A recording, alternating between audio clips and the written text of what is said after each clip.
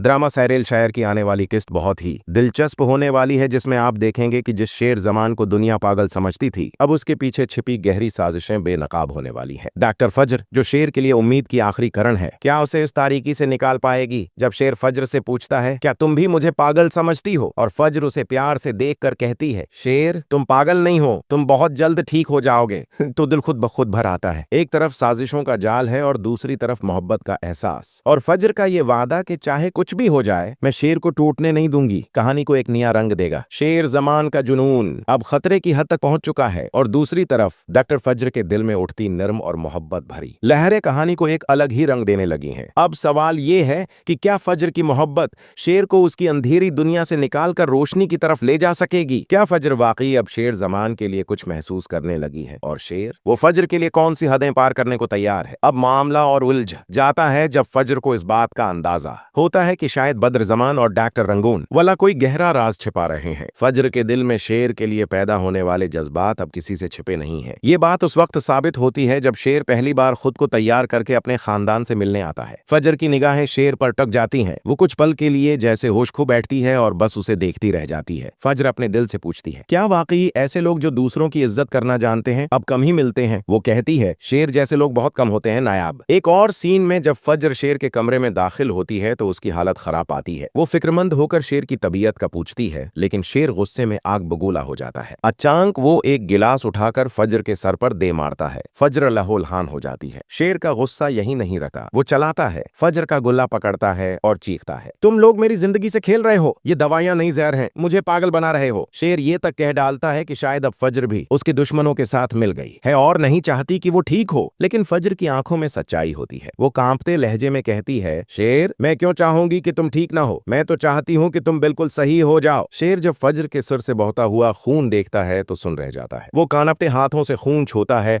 और फौरन पछतावे से भर जाता है। उसकी आंखों से आंसू बह निकलते हैं। वो टूटे दिल से माफी मांगता है, मुझे माफ कर दो, मैंने जानबूझकर नहीं मारा, मुझे समझ नहीं आता कि मैं ऐसा क्यों कर बैठता हूँ। फज्र उसे तसल्ली देती है, कोई बात नहीं शेर, मैं जानती हूँ तुम जानबूझकर ऐसा नहीं करते, तुम्हारी हालत इस वक्त सही नहीं है। लेकिन उसके मन में सवाल उठते हैं, क्या ये सब वाकई उसकी बीमारी की वजह से है या फिर कुछ और? उसे याद आता है कि शेर ने पहले भी यही कहा था कि अगर दवाई खाने के बाद तबीयत बिगड़ गई तो वो बर्दाश्त नहीं करेगा। तो क्या वाकई उन दवाओं में कुछ ऐसा है जो शेर को और बीमार